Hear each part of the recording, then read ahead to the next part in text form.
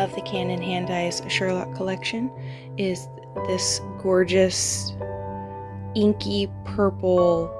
It's really beautiful. Let me see. There we go. It's a little better. This color is called Mycroft.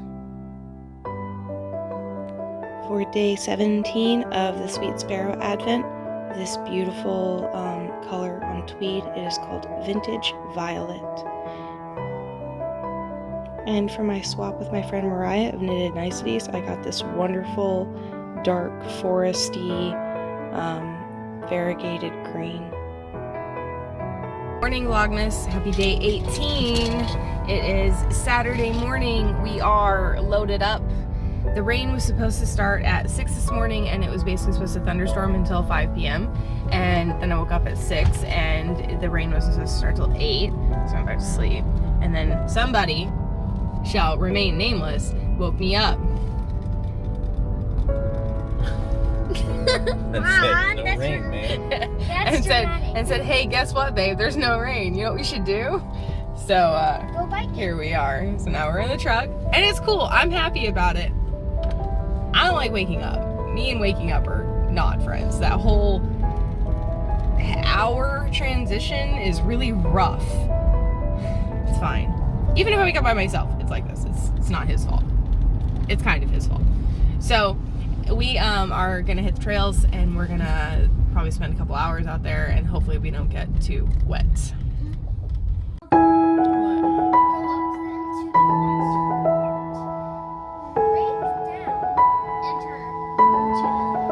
That's what you want to do?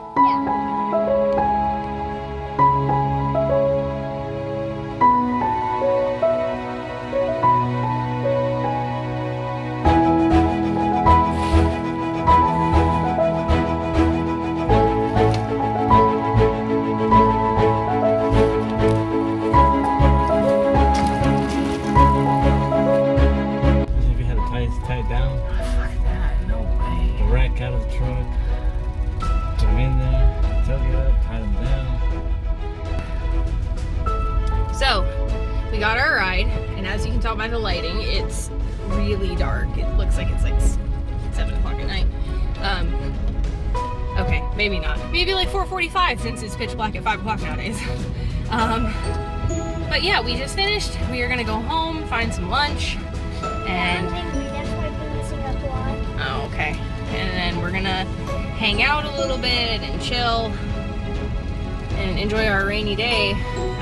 Bikes are muddy and sandy and filthy, and gonna have to wait, I guess, huh? Yeah, about the rain. Yeah, we should just put it on the back porch.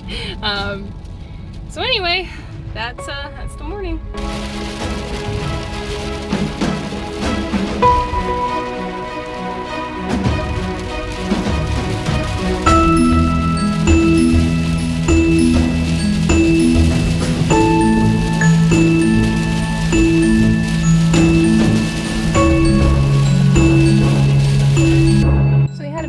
Today we went biking. We completely missed the rain, and all was well. We were really proud of ourselves for escaping the rain, and we're pulling in, and we're about to turn into our street, and there's this little black dog in the middle of the road. Her name is Tracy, and it's pouring rain and thundering, and she is obviously panicking.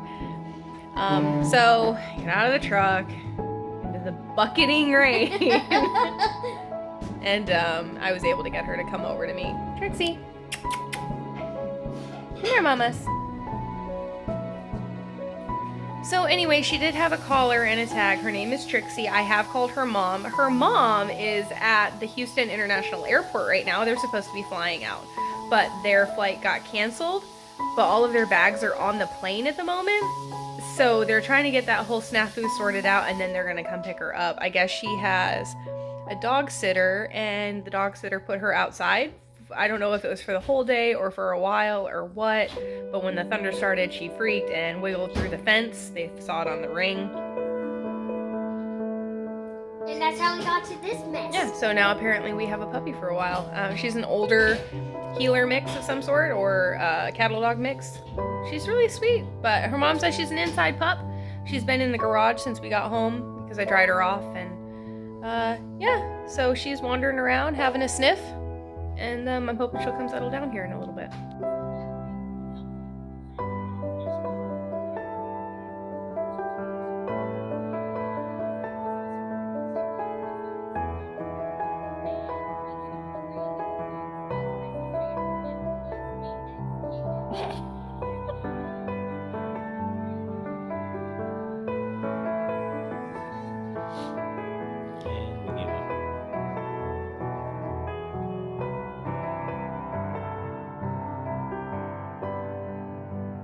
So we rescued this little monkey, and I've been chatting with her owner for most of... I hope she doesn't mind me sharing this story, but I'm gonna share this story because this is the most ridiculous thing I've ever heard in my life. She's at Houston International Airport. They are trying to go to Salt Lake City. Their flight got delayed for some weather issues. They finally get on the plane. They are on the plane. The flight crew is over their legal amount of hours. So everybody had to get off the plane so they could find a new crew. But then it started storming here in Houston and they couldn't get in, or they didn't want to wait for a new crew, couldn't get a new crew, and so they just canceled the whole flight. But the bags are still on the plane. This was 11 o'clock this morning. It is 2:45. They are still waiting for their bags. On a flight that they've paid for, that they were on. Like, you don't just come up to your legal amount of hours. Like, that's not something that just like, oh, it's a surprise. Like, you knew 5 hours before how many hours you were at. There's a log. These poor people, this poor family. So she's got a couple of kids. And so, like, basically they can't get another flight out to Salt Lake until Tuesday. They can't get everybody back out there till Tuesday. They can get one person on a flight tomorrow night.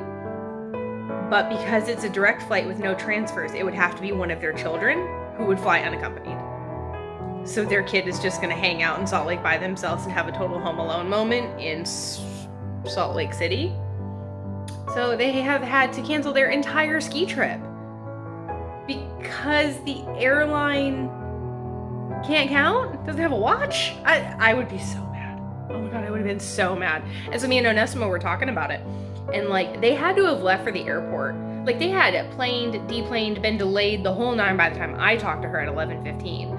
So that means that these people have been at the airport since probably like 8 in the morning.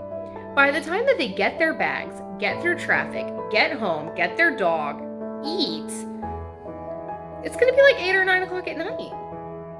That's a 12-hour travel day, and you didn't even leave. You know, Denver is 15 hours from here. They could have been in Colorado.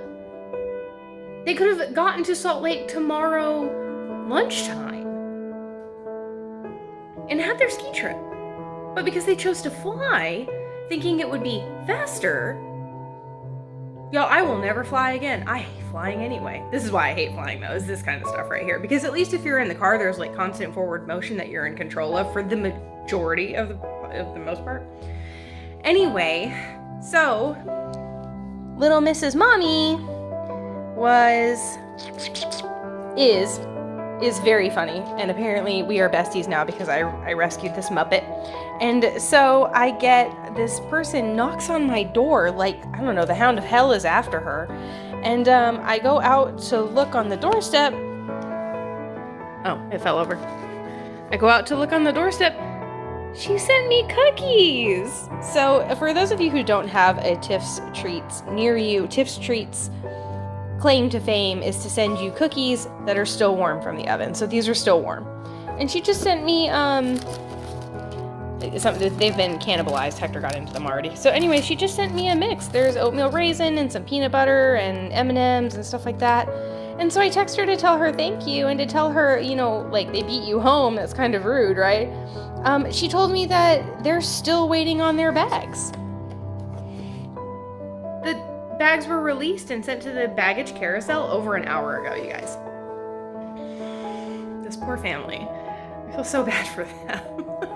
I told her, I was like, when you get here, like, can I get you a drink? Like some coffee, some tea, some vodka? So anyway, this is definitely the most eventful Vlogmas day that I have had all month. Oh, but I was told that we are now best friends because I rescued her dog. Because I asked, I was like, will you tell me where you were going? Like, I know we're total strangers. Don't feel like you have to give me your itinerary. And she was like, girl, we are not strangers. We are best friends because you rescued my dog. And so I was like, that's awesome. It hasn't been this easy for me in years. When you're a kid, you walk up like, oh, I like your pen. And they're like, oh, thanks. You want to have a sleepover? And then you're best friends for the next 20 years. It's harder when you're an adult. So, new hashtag. I have the not my cat hashtag. I now have to have a not my dog hashtag. Right, Trixie? Right, Trixie? I know.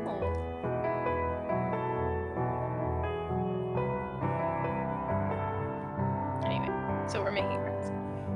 Okay, it is 4:50 in the afternoon, and the dog is home to her people, and her people are very nice, and her people have twin 10-year-old little boys and a 12 or 13-year-old girl. So that was really nice. It was nice to meet them. They live just up the road in our neighborhood, which is really cool. Yeah. Anyway, so my husband brought his truck in for service. I don't know, whatever episode that was a couple days ago. And he got it back, and it makes kind of a clicking sound, and like you can feel it in the steering wheel. And it's been doing this, and he has brought it into a couple places, and they have said, no, we don't know, we can't find it, blah, blah, blah, blah. Well, my husband got he was doing some research on YouTube, and he got underneath the truck last night, and his skid plate, so the part that protects the underbelly of the truck, it has 3 bolts, 2 bolts in the back and 3 in the front. The 2 in the back are there, and only one of the front ones is there, so you can slap it and it like flaps up and down. And so he's wondering if that's maybe what's making the noise. But he came in for an oil change and stuff the last time we were here, and like the underbody of his truck is covered in oil, and he's missing screws, and he's hot. So he brought his truck back in with a complaint, basically, and we are supposed to be picking that up right now. Finally. It has been a very long, eventful day. I have to admit to you, I'm kind of tired. I just want a cup of tea, and I was supposed to sit on the couch. So, but my day is nothing compared to my new friend Jessica's, and her day... Wait, her name's Jessica? Her name is Jessica. Her day wins. So, they were... I already told the story, so I'm just gonna stop. Anyway, so they were not able to get their luggage. It was supposed to be some kind of like 3-hour process, and so her husband was finally like, look, you and the kids go home. They got into an Uber and they drove home, or they got brought home or whatever. And then her husband called while she was in the car and said that now they think that the luggage got transferred to the next flight to Salt Lake, and that it's already on its way. So their luggage is going on a really cool vacation. They're just not with it. Oh, God. So. I'm sure they're mad. Yeah, so she did tell me, she's like, I may never fly again. I was like, I don't blame you. I'm probably never going to fly again either, hearing your story. So, anyway, that was nice to meet them or whatever, even if the circumstances were a little bit weird. But yeah, so I'm just waiting on Onesimo to get his Tundra from this stupid dealership so we can go home. Have fun, have whatever we want, do whatever we want, like, just sit down and do nothing. Yeah, so I think it's going to be a quiet night for the rest of the night. If anything of interest happens, I shall notify you, but probably we're just going to be done for the night. So, yeah, I'll talk to you later.